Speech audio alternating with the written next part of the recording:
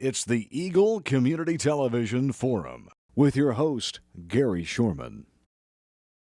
Hi everyone, this is the Forum on Eagle Community Television. I'm Gary Shorman. The Forum is brought to you by Hayes Med. We have a special guest today. Aaron White is his name. Aaron is the Executive Director of the Ellis County Coalition for Economic Development. Most people, Aaron, call that the coalition. Correct. And what is a coalition? That sounds like something you'd see over in the Middle East somewhere, some coalition of something going on. What does it mean in Ellis County? Well, the Ellis County Coalition for Economic Development, or the coalition as we refer to it as, it's a private-public partnership. We are partly funded by the city, partly funded by the county, and partly funded by private donation, both organizations within the county, some other small communities such as Ellis and Victoria. Our task, or our main charge, is to help ensure the growth and economic prosperity of Ellis County. Could be in a variety of different ways. We work on multiple different types of projects, from business recruitment, where we're trying to bring new businesses in, retailers and major employers. We work on retail recruitment to some extent, mostly helping existing property owners and developers fill space that they have, or trying to recruit in businesses that are considered a key business or retailer that the community would like to see come in. We also work with existing businesses trying to expand. We help them address issues, whether it's finding funding to do expansions, maybe it's helping address workforce needs, helping to address affordable housing needs, which kind of goes hand in hand with workforce development for the community. We also do an entrepreneur program called E-Community, where we provide gap financing for entrepreneurs who are looking to start a new business, or new startups that are looking to see a little growth. We have a process that goes through there, and we have a revolving loan fund that we can dip into to help move those projects along, which we've lent just over $42,000 out in the last year out of our revolving loan fund. So we're real excited about that program as well. We really just kind of address whatever the needs are the community tells us.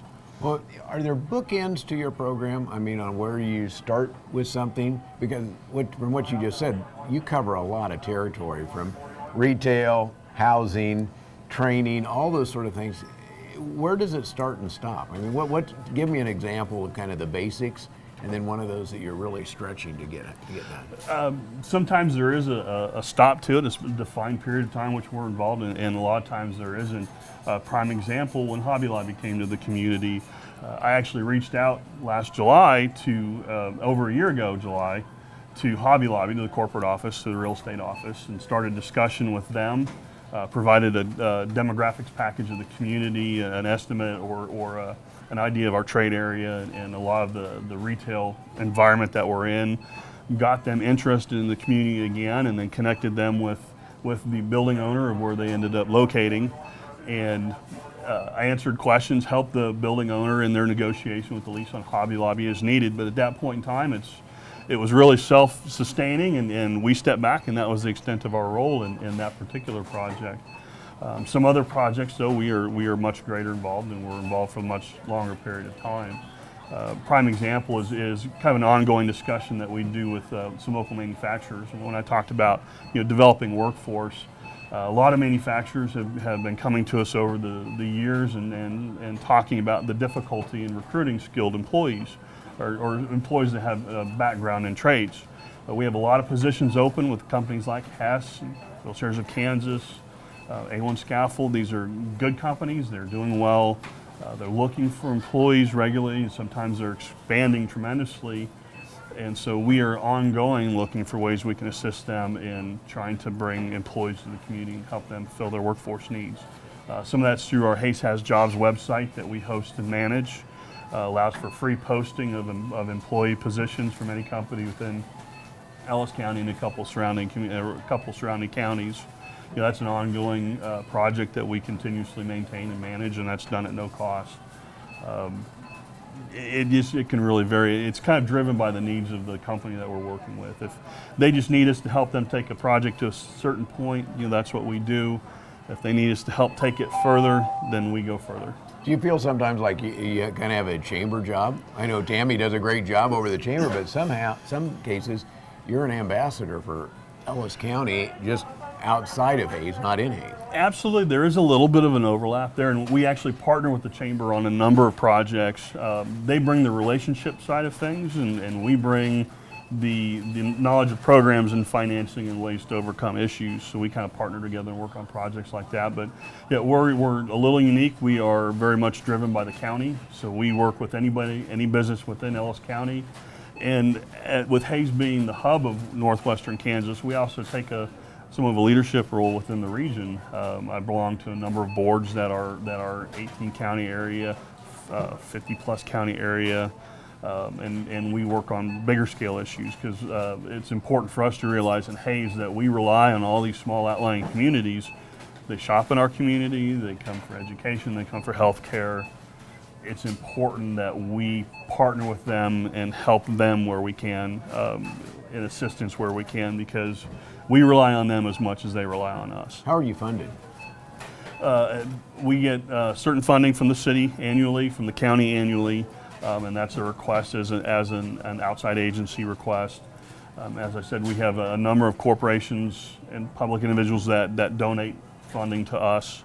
Our budget is roughly in that neutral budget. We spend our operating costs equal about what we bring in, and we're a nonprofit organization. We're organized as a 501c3, which is for economic development, and so we just we work with folks and try and make our budget needs. Now, there's a lot of rumors about different stores that are planning to come. You probably can't tell us any rumors that are good and going to happen here.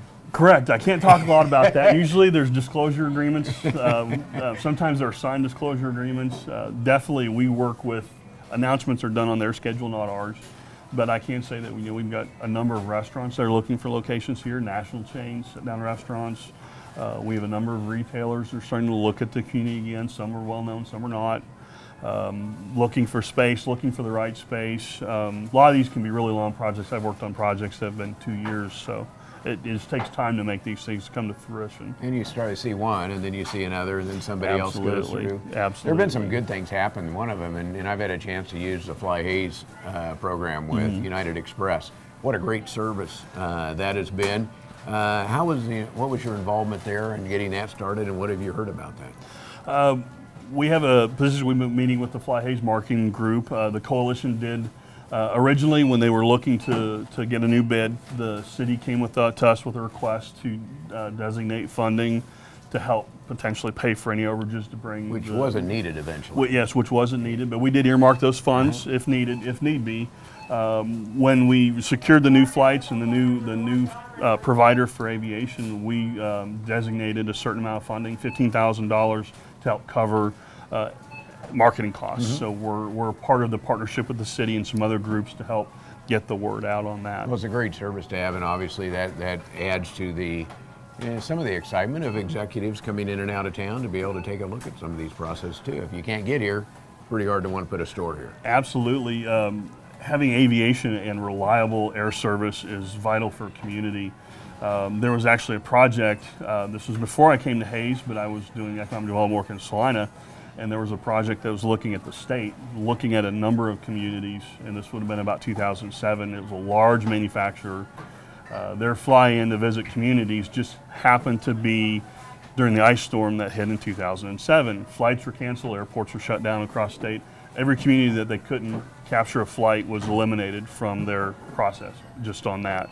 Now, that was kind of a rare exception, and there really wasn't a whole lot anybody could do. Even the big airports had struggled with issues, but I mean, that shows how much emphasis companies can place, particularly if your headquarters is somewhere else. They want their corporate office to be able to come in, review their location, and then get out easily. So air service is very important for a community who wants to attract a new business. Aaron, a couple of other things we want to talk about. One is there's ground being broken in several areas, one out on the north side of town, one out east of town, some really exciting new projects.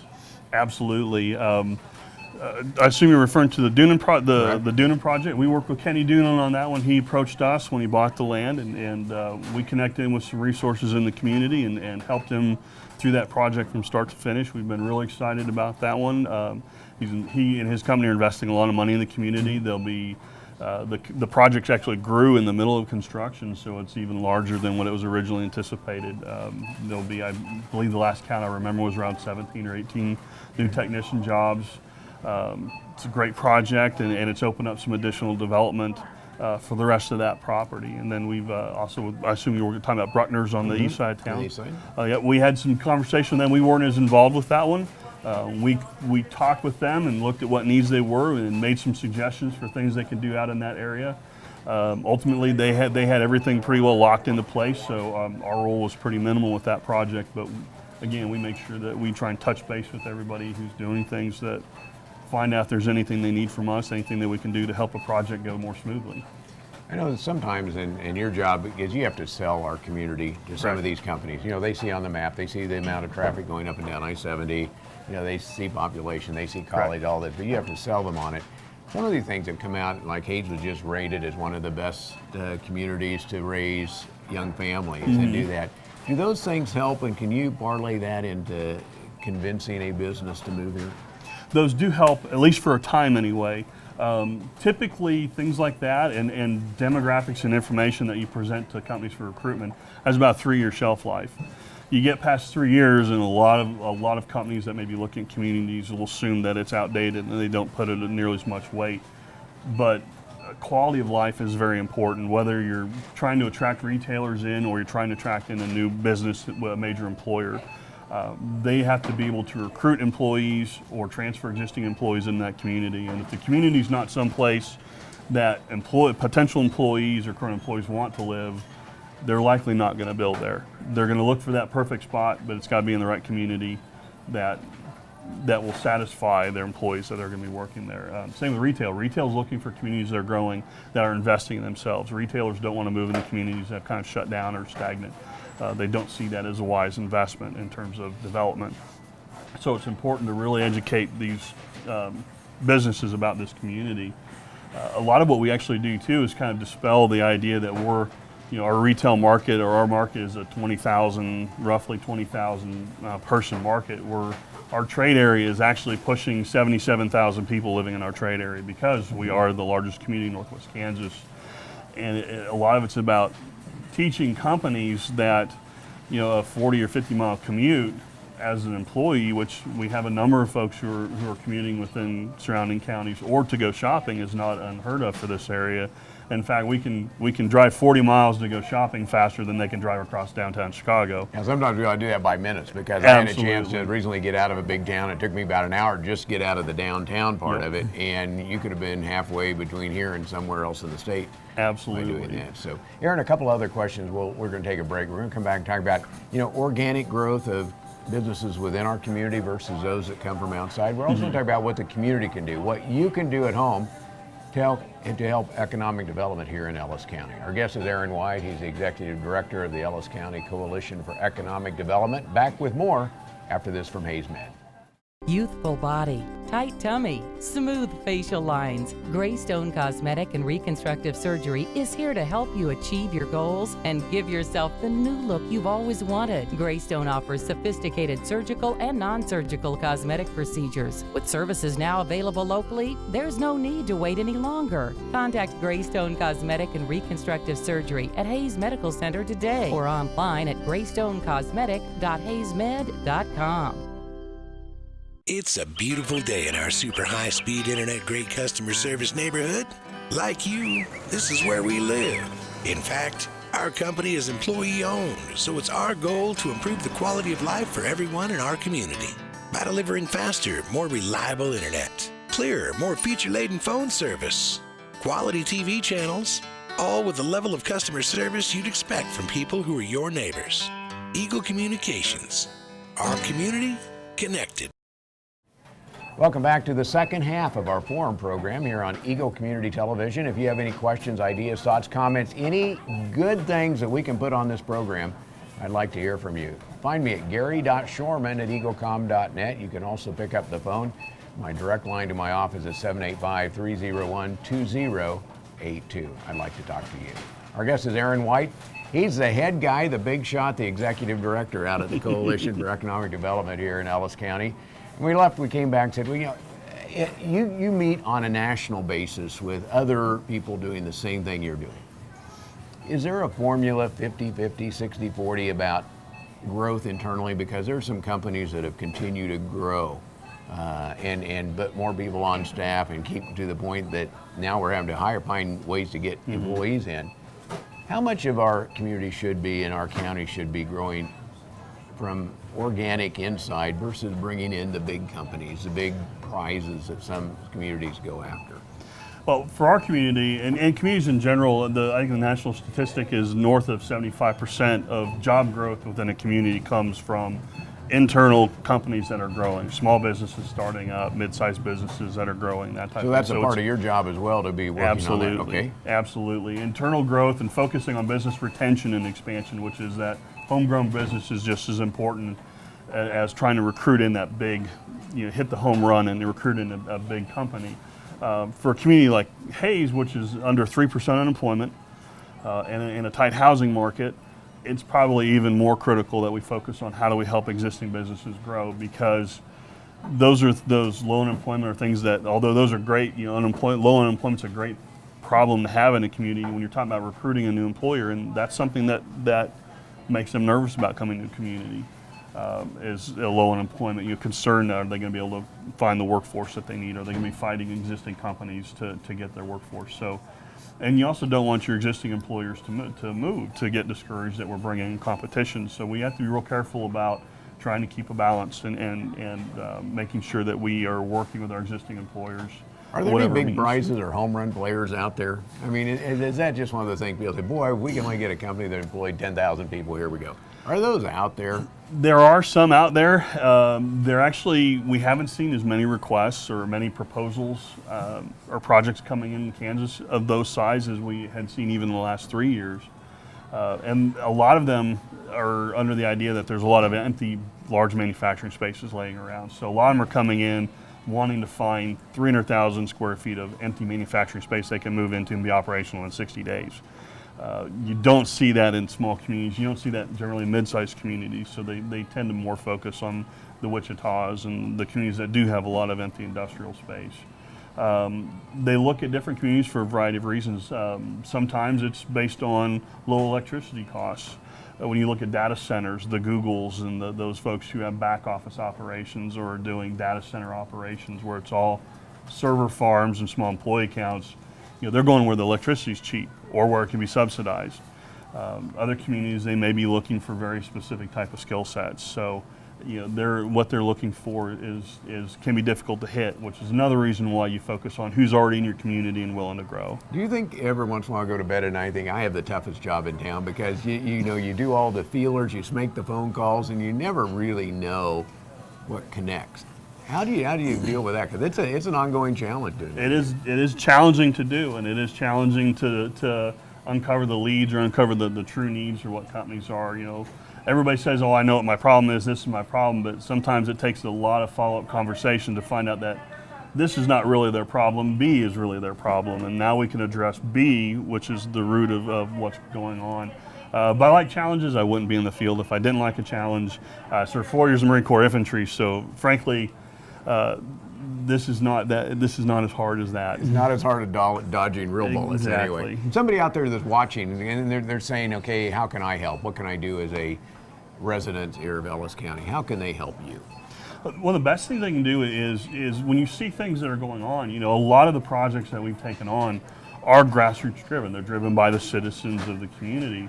The Hobby Lobby, for example, we did a grassroots community retail survey, put it out through a number of organizations, ran it through social media, had over 1,100 responses from the community that listed what sectors of retail are we missing, what would they like to see come to the community, what are the top retailers and top restaurants you'd like to see. Hobby Lobby was number 3, so we were able to take that information, and surprisingly that survey carried some weight with the company.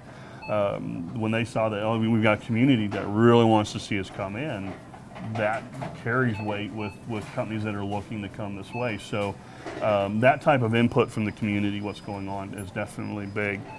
We also working with community and employers. We're actually just launching a new training program, partnering with NCK Tech, Kansas Works, and a number of other workforce groups in the area.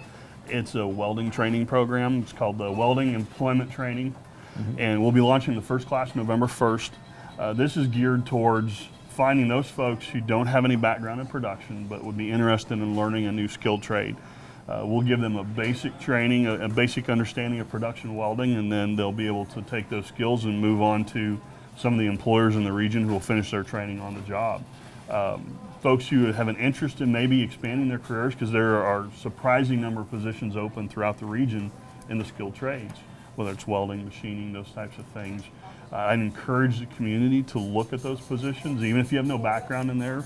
We're being told, know somebody. You might know somebody that's really looking for a Exactly. job that would be great at that. Exactly, and we're being told by more and more employers that what they're looking for is not even necessarily somebody who's gone through the trade school, although they ultimately want somebody with that type of skill.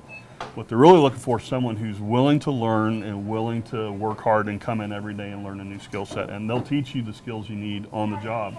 Or you can use this training program that we're launching in partnership with NCK Tech. So, passing that word out there that this is another opportunity is great.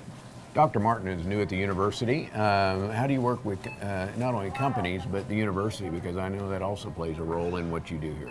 Absolutely. University is one of our largest employers in the community, so it's very important to make sure that we're working with them. I've met with Dr. Martin. We're looking at different programs and projects so we could potentially work with the university to make sure that they achieve their goals for growth over the next few years, that they can hit their requirements for faculty and their employment needs, and also looking how we can take that skill set, that cluster of students that are coming out of that program every year, or coming out of school every year, and can we attract businesses just off of that? We're starting to explore higher tech type operations and businesses, and how we can combine that with the programs Fort Hays State offers and make this an attractive place for some new startups that are more high tech and continue to utilize the student skills, and hopefully we keep more of these graduates right here in Hays. I know you work with the chamber. Do you also work with downtown? I know there's a project downtown that's being promoted right now. Do you work with that as well? Absolutely. We work with Downtown Hays Development Corporation. Have a very good relationship with Tracy Stanford on that end. We help and assist them in projects. When we get inquiries from folks who are looking for space, we'll work with them to help find out what space might be available in the downtown area. We help provide them information on demographics of the community, retail market trends, those types of things that they don't have access to. We pull that information and support them in their projects, and then we facilitate whatever role they kind of need us to facilitate. If it's a skill set they don't have, it's something that maybe the coalition can bring to the table, and we work a project together. I think you're doing that with the mall as well right now. So. Absolutely, absolutely. Well, Aaron, thank you for being here and being a part of our program. I know the year is fastly coming to the end, Yes. which is hard to believe. How far in advance do you plan? Do you plan out to 2020? We work off a 3-year strategic plan, Okay. so we review, and we're actually going through that process starting this week. We'll have a new strategic plan launch for 2015, determining what directions, what areas still need work, what directions we might want to add to our agenda, and then we do a lot of stuff that's preset. We do a lot of things that just kind of projects as they pop up, we take them on.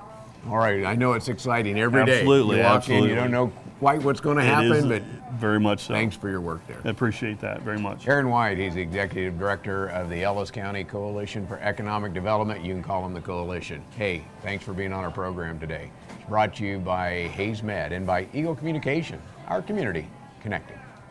Youthful body, tight tummy, smooth facial lines. Greystone Cosmetic and Reconstructive Surgery is here to help you achieve your goals and give yourself the new look you've always wanted. Greystone offers sophisticated surgical and non-surgical cosmetic procedures. With services now available locally, there's no need to wait any longer. Contact Greystone Cosmetic and Reconstructive Surgery at Hays Medical Center today or online at greystonecosmetic.haysmed.com.